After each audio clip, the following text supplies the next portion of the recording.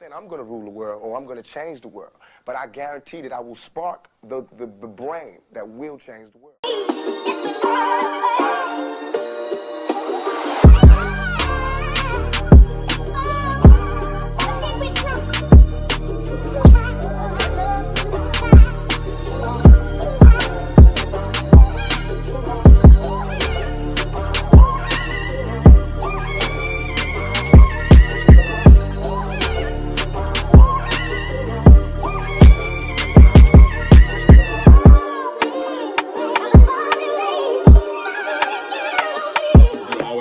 Pride myself on giving credit where credit is due. I want to say happy birthday to Sean Carter, the real Sean Carter.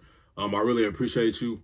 You're a great dude, man. I'm very gracious with your time, allowing us to use your shop, man, free of charge. When I'm trying to start up my little YouTube channel, my podcast, you didn't have to do that, so I really appreciate that. Thank you so much. Like I said, man, enjoy your birthday. Hope it's a great one. Peace. Everybody, man, shout out to everybody that's rocking with Bucket Discussions, rocking with Top City's Finest. We are back, man. I took a long break from the interviews, and I feel like today was a perfect day to, pick up and resume. We got my man, the real Sean Carter. It's his birthday today, and I have his interview. We recorded this a while back, and there's a lot of good stuff in here, man. There's a lot of gems, and I'm super excited for you guys to see this, man.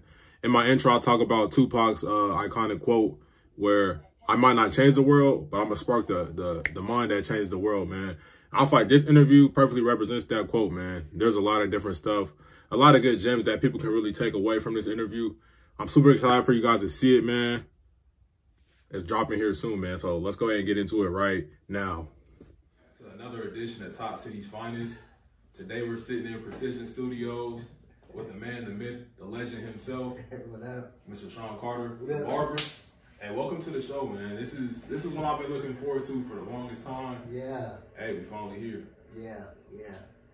So kind of introduce yourself. Man, I've been in the game for a little while. Now, man. I started cutting hair when I was about 9 years old. You know what I mean? Well, actually, my cousin started teaching me how to cut hair, man. To the late great Lamont Juice Carter. You know what I'm saying? You wouldn't believe this, but him and Juwan Howard was best friends, bro. Yeah, my cousin. He was an agent for the NBA. You know what I'm saying? Shameless plug, but Mr. Carter. Everybody call me Mr. Carter. Everybody know me by Sean Carter. Originally from Chicago. Rashawn Carter. Let's do that a little bit. Rashawn Carter. You know what I'm talking about? I'm the first. Yeah. You know what I'm talking about? I'm the first, but. Originally from Chicago. I have family in and out of Topeka. But I've been in and out of Topeka, you know what I'm saying? My grandmother moved here. Her family was here. And then, like all her children migrated here. You know what I'm saying? And then the kids ended up being here. You know what I mean? Okay. But me, myself, you know what I'm saying? I was born and raised in Chicago. I visited Topeka. During the summer, summers and springs, holidays, that kind of deal. You know what I'm saying? I kind of got some roots here in Topeka, so I grew up here. My childhood days, and I absolutely loved it here as a kid. When I was back home, bro, I couldn't be a kid in Chicago, man. I was like on some grown man status at a young age, you know what I'm talking about? Yeah, man. So this is kind of just a little bit about real Sean Carter, get it right. This is kind of why I want to interview him. He's really I feel like he's a pillar in the community. He can really give some people some direction, some leadership, some guidance, advice, whatever you may need. He's built this all himself. We're sitting inside this barbershop. I remember coming here a long time ago, me and my cousins getting haircuts. It looked nothing like this. It's a whole, obviously, you see behind me, you got smart mirrors, chairs is 2,500, wireless clippers, everything. He built this all himself. So this is kind of the main reason why I want to interview him and just kind of pick his brain a little bit. So let's get straight into it. First question, you kind of already got into it a little bit, but what was your upbringing like? In what ways did that mold you into the man that you are today? That's a good question. My upbringing was a little bit different. It wasn't, and I can't say it's different from anybody else's upbringing. You know, 80s, you know, 70s and 80s was a big, you know, drug phase, cocaine phase. And real quick, how old are you right now? 46. 46, okay. 46. Yeah, I'm 46. So the 80s, growing up in my house was a little bit different. I didn't grow up I didn't come up with humble beginnings. You know, I was raised around a lot of, you know, drug activity, sexual activity, that kind of thing. But you know, starting off from that phase, it was I was adolescent. Really didn't quite, you know, didn't know what was going on at the time. You know, innocent kid. Yeah, you know, innocent kid growing up. The exposure to that, growing up in my household in that lifestyle, you know, it molded me for the streets. You know what I mean, per se. I've learned over time, man, that your environment molds you. Yeah. The environment that you were brought up in, it kind of shapes you. You know what I mean? So I ended up running the streets for a little while. You know, I ended up doing some gangbanging for a little while. And you know, I was doing music at the time too. Oh yeah. You know, shout out to my Kansas people. You know, so they know if you know me from back. Hey, real quick, what's your rap name? Ghost. Okay. Yeah, Ghost. Yeah, absolutely. Yeah, I did that for a little while, and you know, jumped from the streets to you know what I'm saying, to getting someone pregnant, having a child. Well, when my child came along, my mind shifted. You know, from running the streets, you know, a lot of drinking, a lot of smoking. I did all that. When I found out that I was going to have my first child, kind of changed. It changed. How old were you at the time? I was let me think. My oldest is 20. She's 24. So 24 years ago, I would have been 33. I would have been 33, 34, somewhere around there. In my 30s, in my early 30s. Yeah. And that kind of changed. I kind of figured I needed to get my life together, try to figure some things out. That kind of deal. You know what I mean? But my upbringing was a little bit. It started off kind of rocky. It was rocky, rough. It was a little rocky. Okay, so you talk about your upbringing, and you think back onto, you know, the stuff that you were doing when you were a young kid. Was there anybody in your life, whether it was a family member, maybe a teacher, you know, whoever, was there anybody that was like a mentor or somebody that you looked up to? Growing up, honestly, no. To be real, no. And that's no disrespect to how I was raised. You know what I mean? Not that there was no one. You know, growing up as a child, no, there was no one that got me to this mindset. You know what I mean? Like the mindset I'm in right now, bro. No. No. Hot dog. And that's a long time to think about that. Well, let me be clear.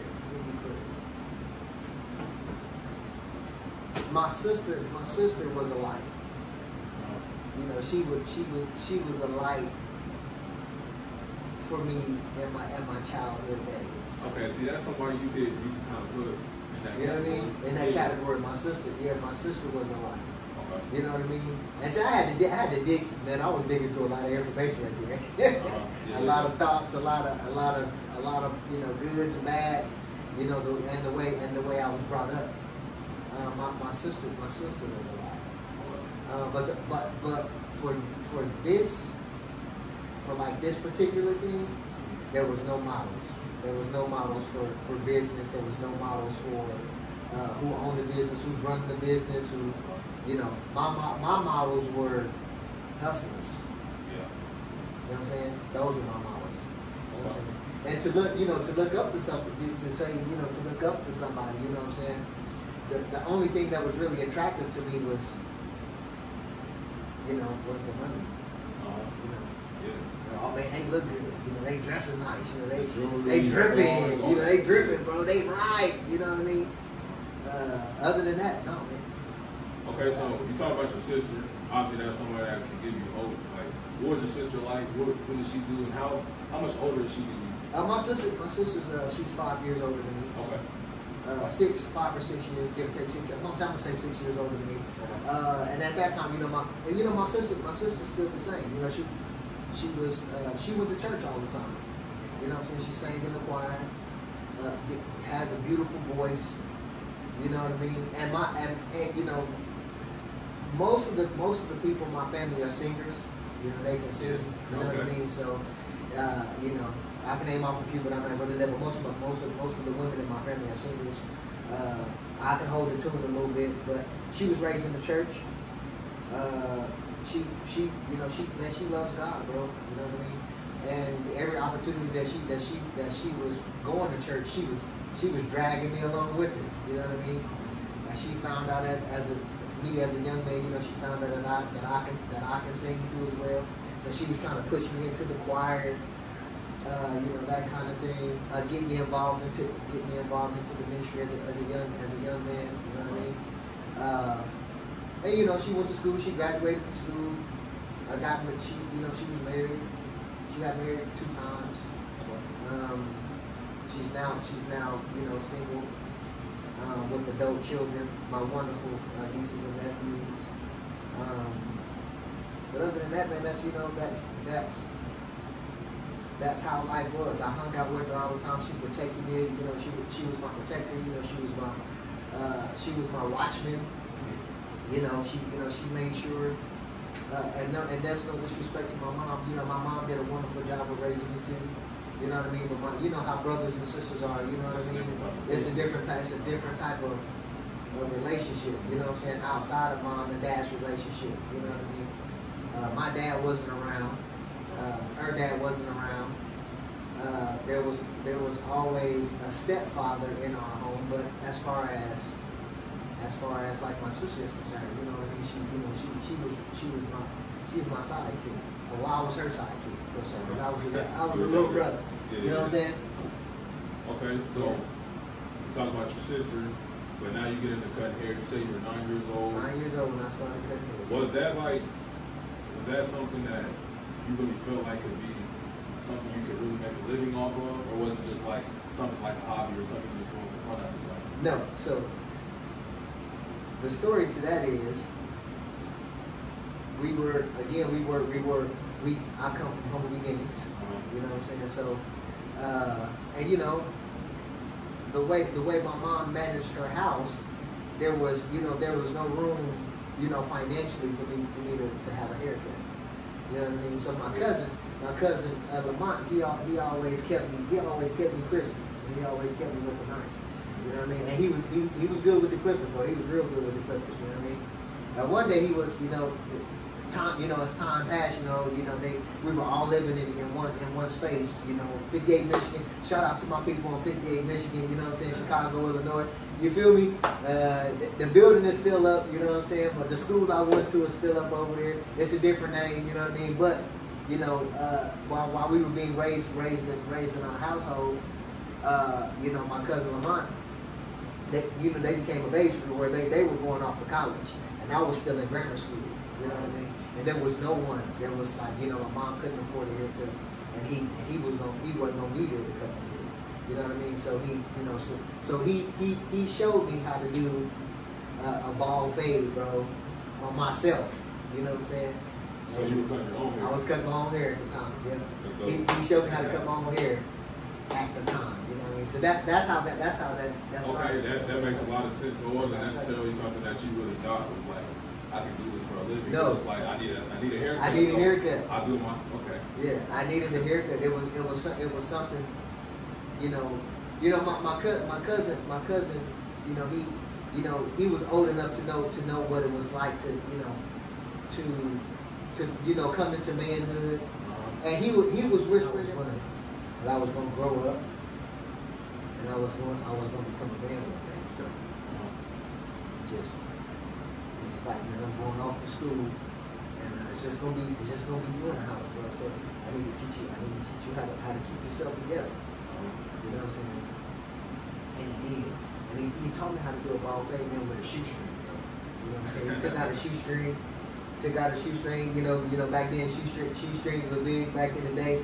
You know what I mean? So he gave me a shoestring, wrapped it around my head, and he showed me step by step how to do a ball fade. And I'm talking about blending it down and everything. You know what I'm saying? He left, he went off to school, and it was just me doing these fades, man. I started off doing the fades, but my fades were not they were not as like he was doing them. So man, I went to school with crooked hairlines and all that kind of stuff, bro. But see, at that age though, I'm gonna tell you, at that age, bro, it was like, you know, it really wasn't a big deal. You know what I'm saying? Like whoever, because you know back then people were doing like hard line fades and stuff like that without no blends and stuff like that. So it really wasn't no big deal.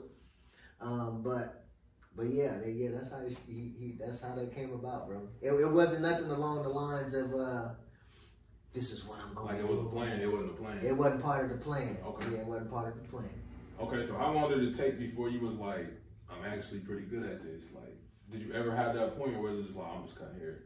Man, because you were 9 at that point. I was 9 at that point. By the time I was 13, man, I was really dope at it. So you was actually cutting other people's hair? I was cutting. I started cutting other people's hair around about the age of 13, 14. Was you making money off, or you just doing it?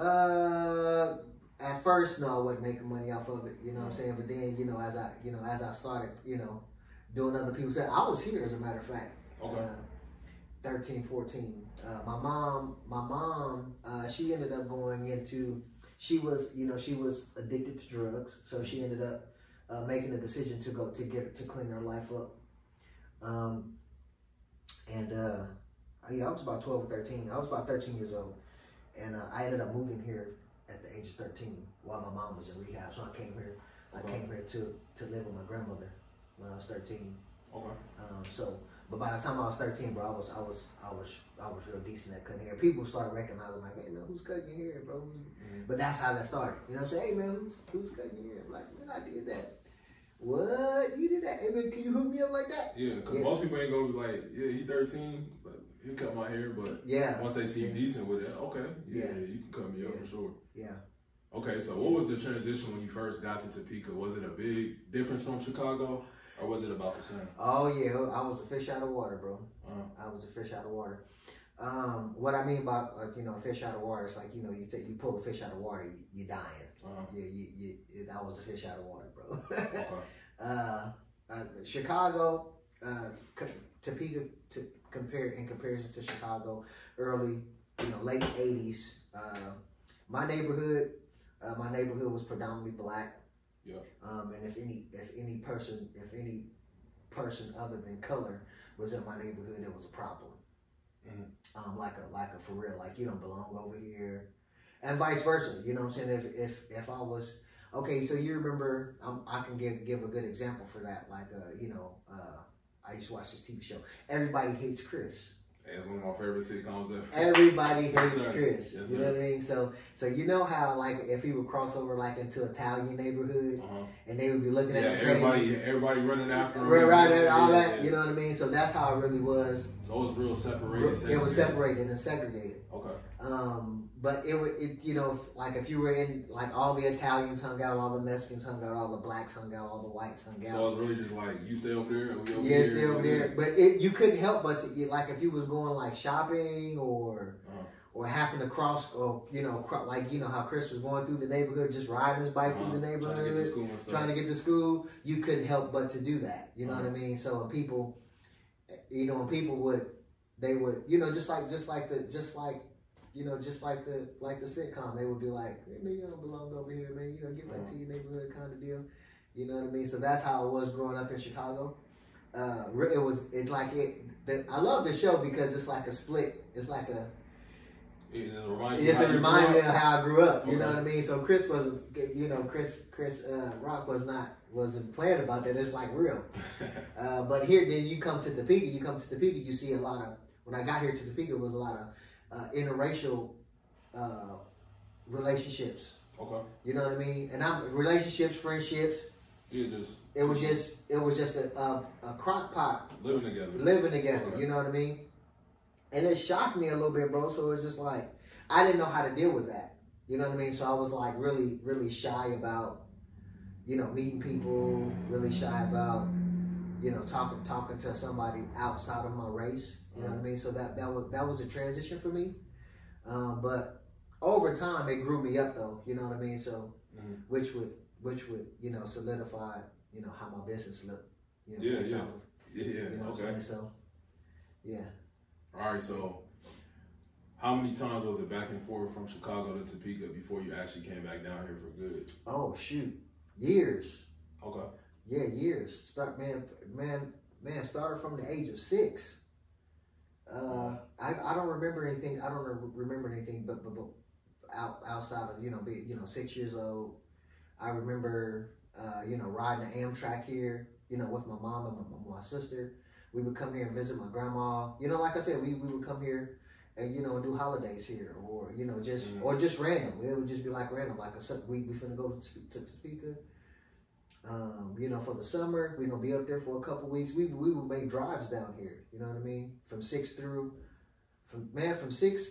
all the way through middle school, all the way through middle school, grade school and middle school. You know what I mean? Okay. 6. 6 years. From 6 to 13. That's like what, 7 years? Yeah. Yep, 7 years back and forth.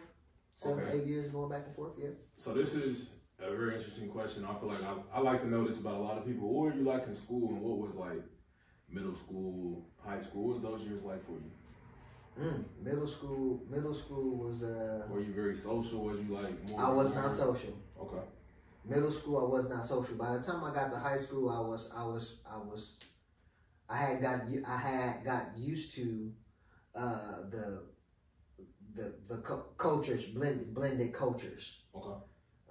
When I was in middle school, I didn't do a whole lot of socializing outside of two like my cousins. You know what I'm saying? Their friends became my friends. You know what I mean? So like people that knew my cousins Raheem and Venus and Liz, I became friends with them people. And they, and their friends became my friends. You know what I mean? So that's how like growing up here, or and becoming a part of Kansas, becoming a Kansas native. That was the ticket. That was the ticket for me on how I began to socialize. And I became a socialite through my family. You know what I'm saying? Through my cousins. So it was like people knew them, so they knew you. I got to know them. You got to know. Yeah, I got to know them. Yeah, I got to know them. Yeah. So do you feel like you really fit in, or was it just kind of like you stayed on your own, did your own thing? I kind of like stayed to myself. I kind of like stayed to myself. If I'm thinking about that right, you know what I mean. And you can't help but to be hanging out with who you hanging out with. You know what I mean. But in all honesty, you know what I'm saying. Because I hung around my cousins all the time. I was with them all. We was with each other. We was so much amongst each other that everybody thought we was brothers. You know what I mean? Everybody said, "Hey man, where your brother at?" You know what I mean? You know what I mean? I'm like, oh yeah. So they really actually, but my cousins Raheem and Venus, they were the brothers and I was the cousin. You know what I mean? So they actually thought that that we were brothers. So hey, being around them, I couldn't help but to be in the same circles. Because they were amongst them circles, you know what I mean. And then they figured, people figure out, he's cool, he ain't a square, that kind of thing. He's real chill, that kind of thing. Yeah. All right, so I was a person that never really liked school. I hated the schoolwork, I'm doing it though. What were you like, and what was the schoolwork like? What was that part like for you in school? Did you get good grades? Was it like somebody that was just like No, I didn't get good grades in school, bro. I always stayed at a C average. I was a C average student. You know what I mean? I really didn't apply myself in school like I should have. I was so distracted. I was so distracted by the streets. So distracted by, wanting to, you know, wanting to be somebody, you know what I'm saying, wanting to be somebody, but really following after the wrong crowds to be that somebody. Mm-hmm. You know, so school was just like, I was just passing by. Something that you just had to do. It was a club, bro. It was a club. There was no teachers in school, bro, that held my attention long enough for me to say, that's what I want to do. You know what I mean? So no, in school I was a C average in school, man. You know what I mean? And some like, man, by the time I got to the 11th grade, bro, I was failing. School, bro. I did good through the 8th, you know, the 7th, the 8th grade, the 9th grade, 10th grade. And by the time I became a sophomore, you know, I went to Topeka High School. Shout out to Topeka High School, man. Big ups. I didn't graduate from there, you know what I'm saying? But I got to the 11th grade. You know what I'm saying? I hung all the way through to 11th grade. By the time I got to 11th grade, man, I decided to drop out of school, man, and run the streets, bro. You know what I mean? So school really, it didn't keep my attention per se a whole lot, you know, compared to the drive that I had. You know, I had this drive as a kid, and I still got the same drive, bro. It's crazy how I still got the same drive, but as a teenager, bro, no, I was not good at school, man. I was high all the time. I went to school high all the time, bro. And don't do drugs, man. Don't do drugs. I'm not saying you don't. You know what I'm saying? Don't go to school high. Yeah. All right, so you kind of talk about that drive and wanting to be somebody. So after high school, you did graduate. I went back to school. Got my GED. Yeah. Got your GED. But that was well, man. That was like years. That was like years later. After I was supposed to have graduated in '94. You know what I'm saying? I dropped out in '93.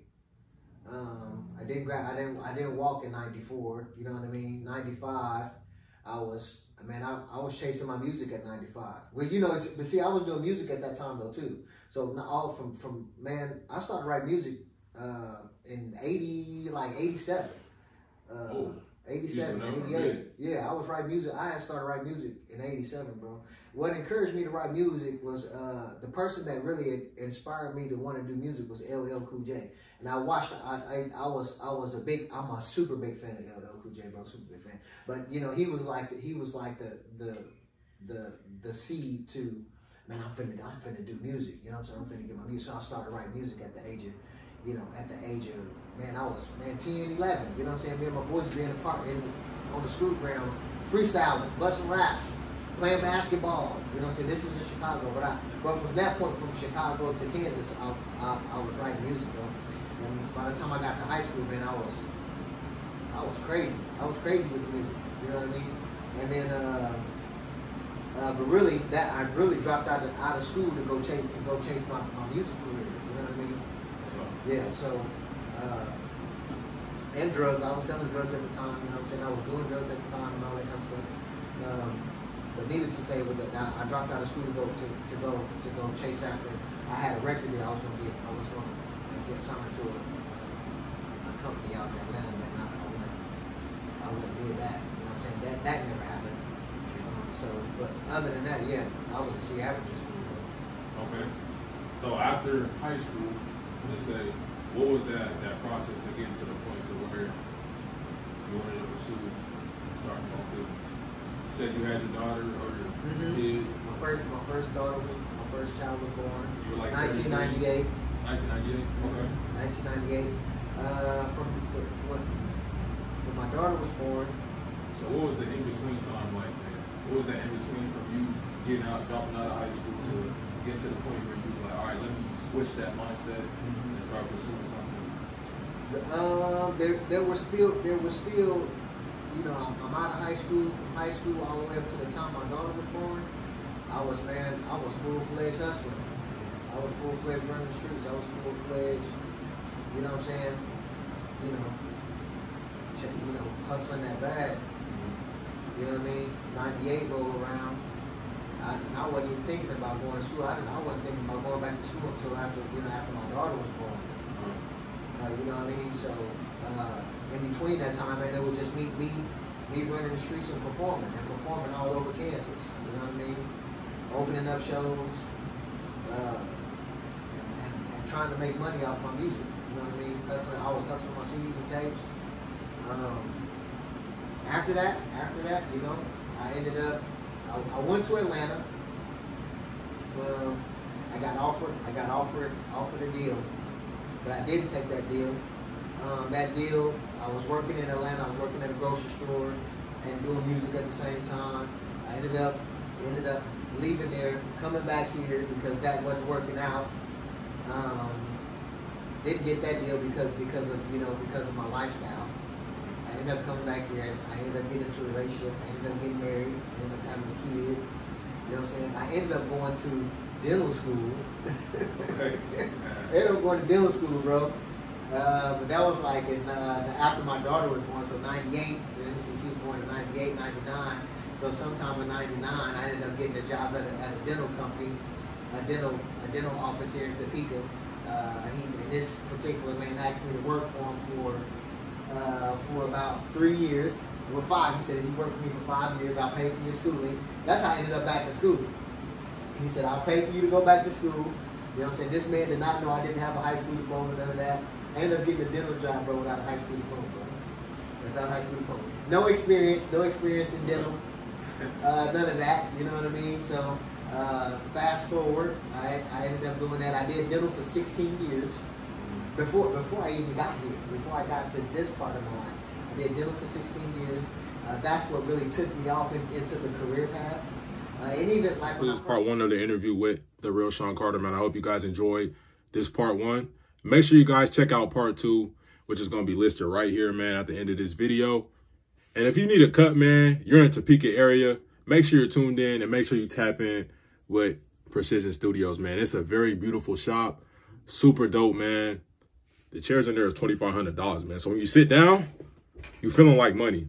So make sure you tap in with him, man. And I'll catch you guys on part 2.